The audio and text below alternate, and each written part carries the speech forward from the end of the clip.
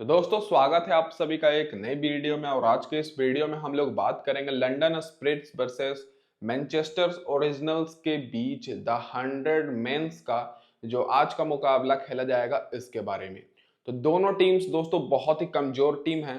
London spirits की बात करें तो अभी तक मात्र एक मुकाबला जीतने पाई हैं और 4 मुकाबला हारी हैं। और वहीं दोस्तों मैनचेस्टर ओरिजिनल्स की बात करें तो पांचों का पांचों मुकाबला अभी तक दोस्तों हार गई हैं। तो दोनों टीम्स पॉइंट्स टेबल पर 9वें नंबर और 10वें नंबर पर है। तो इस मुकाबले में आप सभी को कंफ्यूजन बहुत सारा हो रहा होगा कि कौन से प्लेयर को रखे अपनी टीम में, कैप्टन वाइस कैप्टन किसे बनाए। तो आप सभी का कंफ्यूजन पूरी दूर होने वाली है, तो वीडियो को बिना स्किप किए पूरा देखिए। तो गौर कीजिएगा, ये जो मुकाबला है आज खेला जाएगा दोस्तों रात में 11 बजे से। तो ये रात का मुकाबला है। और ग्राउंड की बात करें तो लॉर्ड्स में ये खेला जाएगा लंदन में। तो डायरेक्ट बात कर लेते हैं इस ग्राउंड की पिच रिपोर्ट के ऊपर। तो अभी तक दोस्तों देखा जाए इस ग्राउंड पर द 100 मेंस के जो मैचेस हुए हैं वो 16 मैच हुए हैं, जिसमें से पहले बैटिंग करने वाली टीम 10 बार जीती है, चेस करने वाली टीम 6 बार। तो जो टीम पहले यहाँ पर बैटिंग करेगी उनका जीतने का चांसेस जो दोस्तों हाई रहेगा। एवरेज स्कोर यहाँ पर 160 का है। हाईएस्ट स्कोर यहाँ पर दोस्तों लंदन स्पिरिट्स ने ही दोस्तों पिछले साल 195 रन की दिया था। और लोएस्ट स्कोर दोस्तों यहाँ पर वेल्स फायर का है 94 रन का। और स्कोरिंग पैटर्न अगर आप लोग देखिएगा तो 150 के नीचे ज्यादातर स्कोर बना है, क्योंकि 100 गेंद का ही मैच रहता है। और 150 और 170 के बीच में 5 बार, 170 और 190 के बीच में 1 बार और 190 के ऊपर भी केवल एक ही बार स्कोर किया है, जो कि यहाँ पर लंदन स्पिरिट्स ने बनाया है। तो दोस्तों स्कोरिंग यहाँ पर ओवरऑल पिच रिपोर्ट देखकर तो यही लग रहा है कि यहाँ पर बैट्समैन को मदद मिल रही है, लेकिन दोनों टीम्स के बैट्समैन ज्यादातर आउट ऑफ फॉर्म चल रहे हैं। और ये है दोस्तों ग्राउंड और ये है पिच, यहाँ पर आप लोग देख लीजिए। अब डायरेक्ट बात कर लेते हैं इसके बाद कि रिसेंट के दोस्तों जो 2 मुकाबले खेले गए हैं इस ग्राउंड पर द 100 मेंस के इस साल के, इसके स्टैट्स के ऊपर। तो दोस्तों कुछ दिन पहले यहाँ पर ओलिवर इनसिबल्स ने पहले बैटिंग करते हुए 147 रन की टारगेट दी थी, जो कि दोस्तों लंदन स्पिरिट्स ने टारगेट चेज नहीं करने पाई। और दोस्तों ओलिवर इनसिबल्स ने 30 रन से उस टारगेट को जीता, जिसमें दोस्तों फास्ट बॉलर को 7 विकेट मिली और स्पिनर्स को 7 विकेट। और उससे पहले वेल्स फायर ने 294 रन का टारगेट दिया था और इस टारगेट को लंदन स्पिरिट्स ने आसानी से चेस कर लिया और 3 विकेट से जीता, जिसमें फास्ट बॉलर को 12 विकेट मिली और स्पिनर्स को 4 विकेट। तो पिछले दोनों मुकाबले देखा जाए तो एक मुकाबले हुआ है दोस्तों एवरेज स्कोर 147 रन का और दूसरा लो स्कोरिंग मैच हुआ है। तो इसे देखकर तो यही लग रहा है कि यहाँ पर अगर बैट्समैन अच्छी फॉर्म में रहते हैं तो हाई स्कोरिंग मैच भी हो सकता है, लेकिन बॉलर्स को भी मदद मिल रही है और स्पिन बॉलर भी विकेट ले रहे हैं। अब इसके बाद बात कर लेते हैं तो पिछले दोनों मुकाबले मिलाकर फास्ट बॉलर को दोस्तों मिली है यहाँ पर 19 विकेट और स्पिनर्स को मिली है दोस्तों 11 विकेट। तो टोटल यहाँ पर देखा जाए तो स्पिन बॉलर को भी मदद मिल रही है। फर्स्ट इनिंग में फास्ट बॉलर को 8 विकेट मिली और स्पिनर्स को 5 विकेट। सेकेंड इनिंग में फास्ट बॉलर को 11 विकेट और स्पिनर्स को 6 विकेट। तो कहीं ना कहीं सेकेंड इनिंग में ज्यादा मदद मिल रही है बॉलर्स को। तो जो भी टीम सेकेंड इनिंग में बॉलिंग कराएगी उनके बॉलर्स पर आपको ज्यादा फोकस करना है। तो ये होगी दोस्तों यहाँ पर ओवरऑल पिच रिपोर्ट। अब इसके बाद डायरेक्ट बात कर लेते हैं हेड टू हेड रिकॉर्ड्स के ऊपर। तो हेड टू हेड रिकॉर्ड अगर आप लोग देखिएगा तो दोनों टीम्स के बीच अभी तक द 100 मेंस के इतिहास में 4 मुकाबले हुए हैं। लंदन स्पिरिट्स 2 बार बाजी मारी है और यहाँ पर मैनचेस्टर ओरिजिनल्स 1 बार और एक मुकाबला नो रिजल्ट रहा है। और रिसेंट फॉर्म अगर आप लोग इन सभी का देखिएगा तो 5 मुकाबला अभी तक लंदन स्पिरिट्स खेली है और मात्र एक मुकाबला जीती है। और वहीं दोस्तों मैनचेस्टर ओरिजिनल्स का अगर आप लोग रिकॉर्ड देखिएगा रिसेंट में तो पांचों का पांचों मुकाबला हार गए हैं। मतलब मैनचेस्टर ओरिजिनल्स बहुत ही कमजोर टीम है दोस्तों। दोनों टीम्स कमजोर है, लेकिन इस मुकाबले में कोई भी टीम जीत सकती है, क्योंकि यहाँ पर लंदन स्पिरिट्स का ये होम ग्राउंड है और मैनचेस्टर ओरिजिनल्स भी दोस्तों इस ग्राउंड पर अच्छा परफॉर्मेंस करती है, लेकिन बहुत ही खराब फॉर्म में है। अब डायरेक्ट बात कर लेते हैं इस मुकाबले में क्या रहेगी लंदन स्पिरिट्स की प्लेइंग 11। तो इधर से आपको मिचेल पेपर ओपनिंग करते हुए दिखेंगे, जो कि विकेट कीपर हैं। फिर यहाँ पर कीटोन जेनिंग्स आएंगे, फिर यहाँ पर ओली पॉप आएंगे, फिर यहाँ पर डैनियल लॉरेंस जो कि इनके कप्तान हैं। फिर सिमरन हेटमायर, मैथ्यू आएंगे, फिर एंड्रू रसल, लियाम डॉमसन, ओली स्टोन, नाथन एल्स और रिचार्ड ग्लीसन। तो प्लेइंग 11 लगभग यही रहने वाली है। अगर कोई भी बदलाव होगा तो मैं आपको टेलीग्राम पर अपडेट करूंगा, तो जिसकी लिंक मैंने आप सभी को डिस्क्रिप्शन में दी है, फटाफट से ज्वाइन कर लीजिए। और अगर आप लोग लिंक से ज्वाइन नहीं हो रही है तो आप लोग क्या कीजिए दोस्तों, सर्च कर कर भी ज्वाइन कर सकते हैं। बहुत सारे लोग जुड़ चुके हैं। यहाँ पर आपको बिल्कुल फ्री में टीम्स मिलेगी टॉस के बाद, तो बिल्कुल भी टेंशन मत लीजिए। जो मैच की वीडियो मैं नहीं अपलोड करता हूँ उसकी भी यहाँ पर आप सभी को टीम मिलेगी। और चैनल पर पहली बार आए हैं दोस्तों तो सब्सक्राइब करके नोटिफिकेशन बेल को भी ऑन कर लीजिए। अब इसके बाद डायरेक्ट बात कर लेते हैं लंदन स्प्रिट्स के जो प्लेइंग 11 रहेगी उनके सारे रिसेंट परफॉर्मेंस के ऊपर। तो मिचेल पेपर और कीटोन जेनिंग्स ओपनिंग करेंगे और इनका दोस्तों अगर परफॉर्मेंस देखिएगा तो मिचेल पेपर पिछले जो 5 मुकाबले खेले हैं उसमें से दोस्तों 20 रन से ज्यादा इन्होंने स्कोर नहीं किया है।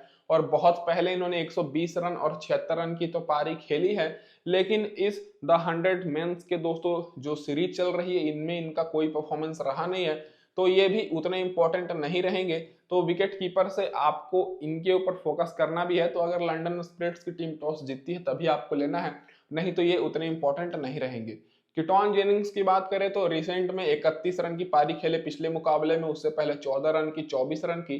फिर दोस्तों रिसेंट में इनका परफॉर्मेंस अच्छा है, 64 रन, 46 रन, 41 रन का। तो दोस्तों अगर कीटोन जेनिंग्स को आप लोग लेना चाहते हैं तो दोस्तों ले सकते हैं। ये इस मुकाबले में डिफरेंशियल ऑप्शन रहेंगे क्योंकि 25-30 रन तो ये बना ही दे रहे हैं। पिछले मुकाबले में भी 31 रन की पारी खेले हैं। ओली पॉप की बात करें तो इनका परफॉर्मेंस कुछ खास रहा नहीं है इस सीरीज में। अभी तक दोस्तों पिछले मुकाबले में 10 रन की ही पारी खेले, उससे पहले 4 रन, 12 रन, 10 रन, और रिसेंट में इनका परफॉर्मेंस बहुत ही अच्छा है। तो अगर आप लोग ओली पॉप को लेना चाहते हैं तो रिसेंट परफॉर्मेंस देख कर लेना चाहते हैं तो रिसेंट में 121 रन, 51 रन, 57 रन, 63 रन की इन्होंने पारी खेली है। तो अगर आप लोग रिसेंट फॉर्म देख कर लेना चाहते हैं तो ले सकते हैं। तो ये भी केवल मेगा ग्रैंड लीग के लिए इंपॉर्टेंट रहेंगे। तो आप सभी को एक चीज तो कंफर्म है कि दोनों टीम्स के बैट्समैन अच्छे फॉर्म में नहीं है, तो सिंपल आपको बॉलर्स पर फोकस करना है क्योंकि बॉलर्स आपको ज्यादा पॉइंट दिलाकर जाएंगे बैट्समैन से कंपेयर किया जाए तो। अब बात करें यहाँ पर डैनियल लॉरेंस, तो ये दोस्तों सेफ ऑप्शन रहेंगे और कैप्टन और वाइस कैप्टन के लिए भी सेफ रहने वाले हैं क्योंकि टॉप ऑर्डर में आएंगे सेकंड डाउन बैटिंग करने। पिछले मुकाबले में बॉलिंग नहीं कराए थे, मात्र 4 रन की ही पारी खेले थे, लेकिन उससे पहले 27 रन की पारी खेले थे, विकेट नहीं मिला था। फिर 29 रन की, फिर दोस्तों 38 रन 1 विकेट और 17 रन 1 विकेट। तो इनका रिसेंट में परफॉर्मेंस अच्छा है, टॉप ऑर्डर में बैटिंग भी करने आ जाते हैं। तो ये दोस्तों सेफ ऑप्शन रहेंगे, तो इनको सभी लोग लेंगे, तो आप लोग इनको भी लेकर चलिएगा। सिमरन हेटमायर की बात करें तो जैसा इनका आईपीएल में और टी20 में परफॉर्मेंस रहता है वैसा इनका इस सीरीज में परफॉर्मेंस बिल्कुल भी नहीं है। पिछले दोनों मुकाबले में देखा जाए तो पिछले मुकाबले में 0 पर आउट हो गए थे, उससे पहले 20 रन, फिर 30 रन नॉट आउट, फिर 16 रन, फिर 5 रन, फिर 18 रन। रिसेंट में भी इनका परफॉर्मेंस कुछ खास नहीं है। और अगर आप सभी को याद होगा तो आईपीएल में भी इन्होंने कुछ खास किया नहीं था, तो आईपीएल से ही ये आउट ऑफ फॉर्म चल रहे हैं। तो सिमरन हेटमायर को भी अगर आप लोग लेना चाहते हैं तो लंदन स्पिरिट्स की टीम दोस्तों अगर पहले बैटिंग करती है तब आप लोग इनको ले सकते हैं, हालांकि बैटिंग ऑर्डर थोड़ा नीचे है। फिर यहाँ पर मैथ्यू क्रिस्टल की बात करें तो दोस्तों बहुत ही बेहतरीन ऑलराउंडर हैं और पिछले मुकाबले में 37 रन की पारी खेले, फिर उससे पहले 1 विकेट मिला, फिर 55 रन 3 विकेट, फिर यहाँ पर 4 रन, फिर 7 रन 2 विकेट। तो यहाँ पर आपको 2 बेहतरीन ऑलराउंडर्स को तो लेकर चलना ही है, एक दोस्तों मैथ्यू हो गए और दूसरे डैनियल लॉरेंस हो गए। अब एंडरसन की बात करें तो कई लोग एंडरसन को ले भी रहे हैं और नहीं भी ले रहे हैं। तो एंडरसन का भी परफॉर्मेंस जैसा आईपीएल में और टी20 में दिखता है वैसा इस सीरीज में बिल्कुल नहीं है। तो रिसेंट में देखा जाए तो एंडरसन को ज्यादा विकेट नहीं मिली है, केवल 1 ही विकेट मिली है इस सीरीज में, लेकिन बैटिंग से 37 रन, फिर 12 रन और 23 रन की भी इन्होंने कुछ मैचेस में पारी खेली है। तो अगर आप लोग इनको लेना चाहते हैं तो दोस्तों रख सकते हैं। टॉस के हिसाब से मैं आपको टेलीग्राम पर अपडेट करूंगा। वैसे अगर बॉलिंग कराते हैं ज्यादा तो इंपॉर्टेंट तो रहेंगे ही। लियाम डॉनसन की बात करें तो इनका परफॉर्मेंस बहुत ही अच्छा है, बहुत ही शानदार बॉलिंग करा रहे हैं। पिछले मुकाबले में 16 रन 1 विकेट, फिर उससे पहले 1 विकेट, फिर 4 रन 3 विकेट, फिर 36 रन 2 विकेट और बहुत पहले 45 रन की भी पारी खेले हैं। तो ये भी दोस्तों इंपॉर्टेंट रहेंगे। तो जैसा कि मैंने आपको पहले बताया कि जो दोस्तों यहाँ पर बॉलिंग कराते हैं और एक्स्ट्रा में बैटिंग भी कर लेते हैं तो ऑलराउंडर्स पर फोकस करना है, बॉलर्स पर। तो यहाँ पर आपको 3 बेस्ट ऑप्शन दिखेंगे, डैनियल लॉरेंस, फिर मैथ्यू क्रिस्टली, उसके बाद यहाँ पर लियाम डॉनसन। अब इनके बॉलर्स की बात करें तो ओली स्टोन का रिकॉर्ड बहुत अच्छा है। पिछले मुकाबले में भले ही विकेट ना मिला हो लेकिन उससे पहले हर मुकाबले में विकेट लेते आ रहे हैं। नाथन हिल्स का भी रिकॉर्ड अच्छा है, पिछले मुकाबले में विकेट नहीं मिला है लेकिन उससे पहले 3 विकेट 1 विकेट लिए हैं। रिचार्ड ग्लेसन भी हर मुकाबले में, इनको रिसेंट के 4 मुकाबले में विकेट मिली है। तो इनके तीनों बॉलर्स अच्छे हैं। तो अगर दोस्तों लंदन स्पिरिट्स की टीम टॉस जीतती है तब आप लोग तीनों बॉलर्स को रख सकते हैं, नहीं तो मिनिमम आपको रिचार्ड ग्लेसन और नाथन हिल्स को तो रखना ही रखना है। तो ये होगी दोस्तों यहाँ पर लंदन स्पिरिट्स की सारी जो प्लेइंग 11 है इनकी रिसेंट परफॉर्मेंस। अब इसके बाद डायरेक्ट बात कर लेते हैं जो प्लेयर बेंच पर बैठे हुए हैं, तो इनमें से दोस्तों खेलने का चांसेस बहुत ही कम है, कोई भी नहीं यहाँ पर नहीं खेलने वाला है बिल्कुल। मुझे जहां तक लगता है कि दोनों टीम्स तो अब बाहर हो ही चुकी है, तो नए प्लेयर्स को मौका दिया भी जा सकता है, नहीं तो वही टीम रहेगी।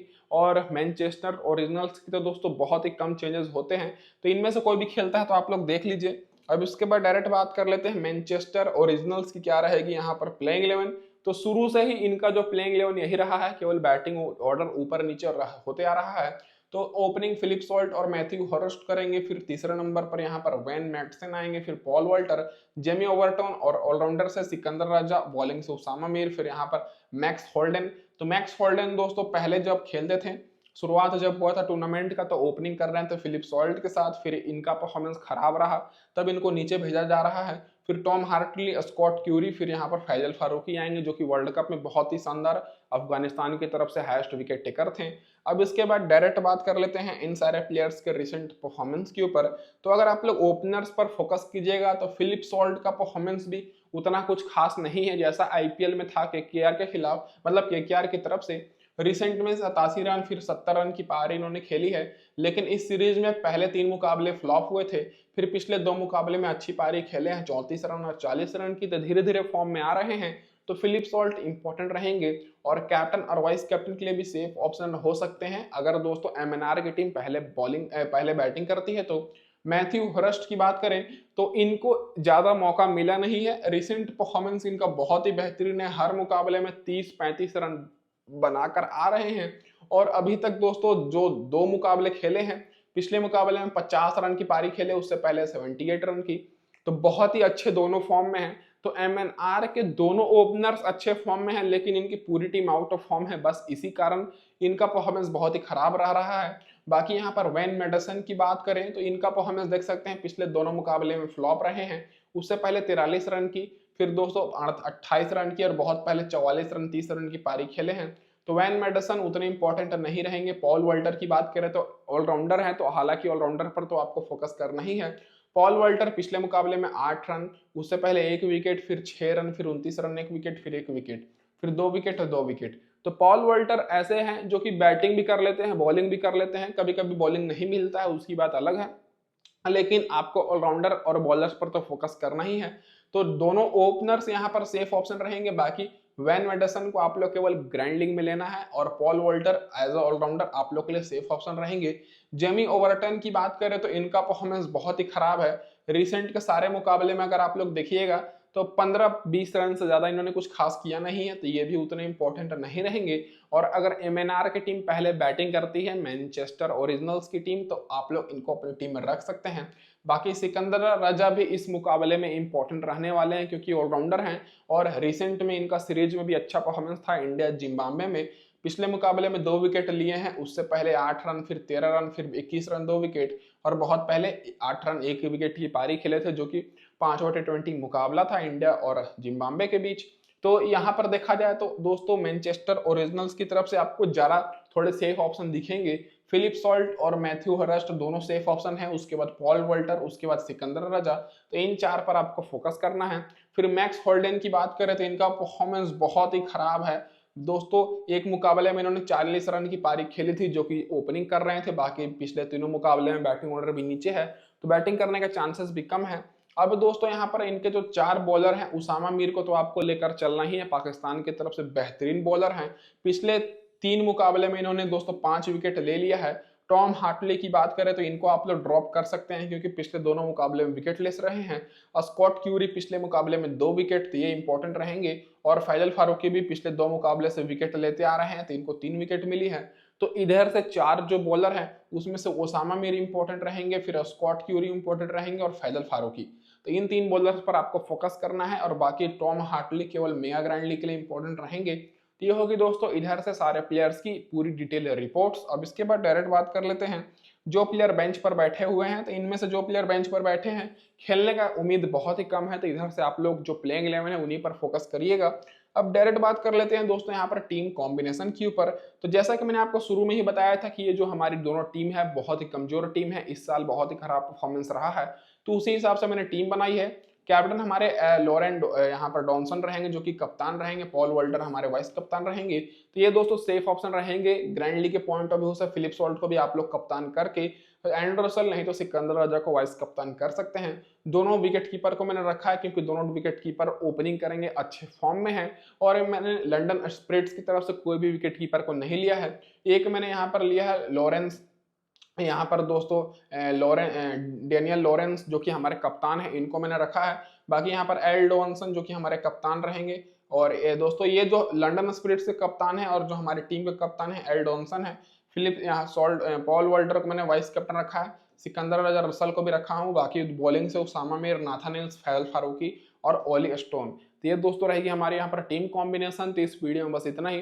फाइनल टीम आप सभी को टेलीग्राम पर मिलेगी, तो फटाफट से दोस्तों टेलीग्राम चैनल ज्वाइन कर लीजिए। और यहाँ पर दोस्तों जो मैंने टीम कॉम्बिनेशन बनाई है, 5 प्लेयर दोस्तों मैंने लिया है लंदन स्पिरिट्स की तरफ से और यहाँ पर 6 प्लेयर मैनचेस्टर ओरिजिनल्स की तरफ से। तो दोस्तों धन्यवाद, इस वीडियो में बस इतना ही दोस्तों।